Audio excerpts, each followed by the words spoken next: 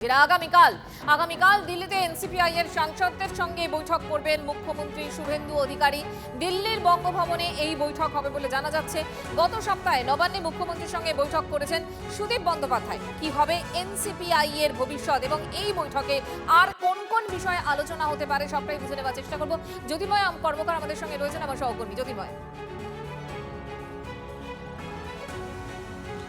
বাদল অধিবেশন শুরু হওয়ার পর থেকেই এই বৈঠক হওয়ার কথা ছিল। প্রথমে কথা ছিল ভূপেন্দ্র যাদবের বাসভবনে হবে।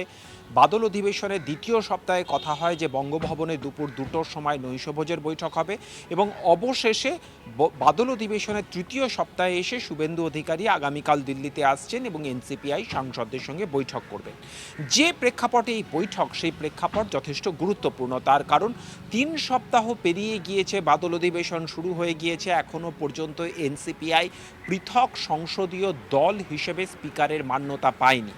কবে এই মান্যতা পাওয়া যাবে এখনও তা নিয়ে চরম অনিশ্চয়তা। তার কারণ স্পিকার অফিস সূত্রে খবর আসছে যে ইতিমধ্যেই উদ্ধব ঠাকরের ক্যাম্প থেকে 6 জন সাংসদ একনাথ শিন্ডের ক্যাম্পে যোগ দিয়েছেন।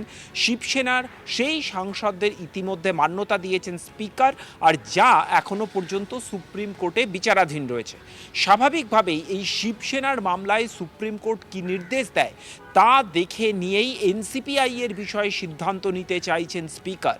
স্বাভাবিকভাবেই এই পুরো বিষয়টি যথেষ্ট সময় সাপেক্ষ, আর এই অনিশ্চয়তার মধ্যেই এনসিপিআই সাংসদরা রাজ্য রাজনীতিতে, বিশেষত তাদের সংশ্লিষ্ট সংসদ এলাকায় তারা কার্যত কোণঠাসা।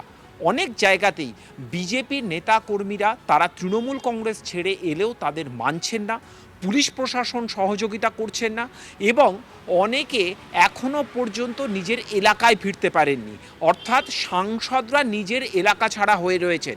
স্বাভাবিকভাবেই এই যাবতীয় সমস্যা, অর্থাৎ একদিক থেকে এনসিপিআই এর ভবিষ্যৎ কী হবে, অপর দিক থেকে পুলিশ প্রশাসনের সহযোগিতা পাওয়া যাচ্ছে না, বিজেপির নেতাকর্মীদের সঙ্গে এখনও পর্যন্ত এনসিপিআই সাংসদ বা তাদের অনুগামীদের বৈরিতার সম্পর্ক এবং তার পাশাপাশি অনেকে এলাকা ছাড়া হয়ে রয়েছেন, সেই প্রত্যেকটা সমস্যা নিয়েই মুখ্যমন্ত্রীর কাছে দরবার করতে চান এনসিপিআই সাংসদরা এবং যাতে সমস্ত পরিবেশটাকে একটা ইতিবাচক দিকে রাখা যায় সেই চেষ্টা তারা করবেন। এবং তার পাশাপাশি অবশ্যই এনসিপিআই নিয়ে বিজেপি নেতৃত্বের কি ভাবনা চিন্তা, সেই বার্তাও তারা মুখ্যমন্ত্রীর কাছ থেকে পেতে চাইছে। জ্যোতির্ময়, আপাতত তোমাকে ধন্যবাদ। অর্থাৎ এনসিপিআই এর ভবিষ্যৎ কি, পদ্মশিবির কি ভাবছে, এই বিষয়গুলো নিয়ে যেরকম আলোচনা হবে, একই সঙ্গে এলাকার পুলিশ প্রশাসনের সহযোগিতা ঠিকমতো পাওয়া যাচ্ছে না বলেও অভিযোগ উঠছে। একাধিক সাংসদরা কথা বলছেন, মুখ্যমন্ত্রীকে সে বিষয়ে জানাবেন সাংসদরা, এমনটাই খবর। হিসেবে এই কথাটা কেউ আমার মনে হয় বলেছে বলে, ভবিষ্যৎ কি হবে জানি না। আমরা যে কারণে বারবার শুভেন্দুর সঙ্গে মিট করেছে, আলাদা করেও প্রত্যেকে 5-3 করে প্রত্যেকে এলাকা ডেভেলপমেন্ট নিয়ে কথা বলছে, যেগুলো আটকে আছে সেগুলো কি, বা যেগুলো বড় প্রজেক্ট কিছু হলে এলাকার ভালো হবে, যেগুলো করতে পারা যায়নি, বা যেগুলো ইচ্ছে আছে, বা যেটা স্পেশাল সাপোর্ট দেবে বলেছে মুখ্যমন্ত্রীর তরফ থেকে, সেগুলো কি কি হবে সেই প্রপোজাল নিয়ে কথা বলা। আর নিজস্ব এলাকার যাদের যা কথা বলার আছে, কি কি প্রবলেম হচ্ছে বা প্রবলেম হচ্ছে কিনা, ওকে থ্যাংক ইউ বলা। আর যদি কিছু অসুবিধা হচ্ছে আমি ডাইরেক্ট সিএম কে বলছি, সিএম সেগুলো সলভ করে দিয়েছে।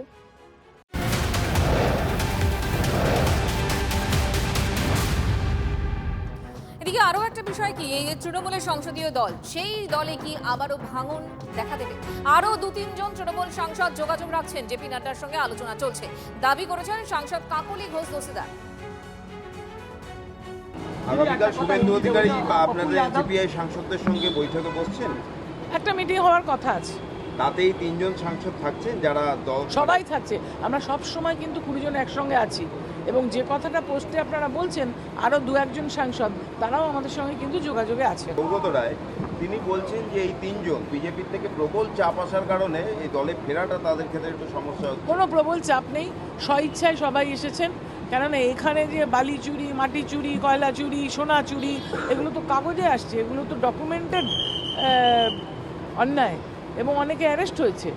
তার জন্য অনেকে চলে এসছেন ওই দল ছেড়ে এবং তারা স্বইচ্ছায় এসেছেন। এছাড়াও আমি যে বললাম আরও 2-3 জন সাংসদ, জেপি নাড্ডাজি, তার সঙ্গে আলোচনা চলছে, তারাও তো আসার জন্য বলেছেন।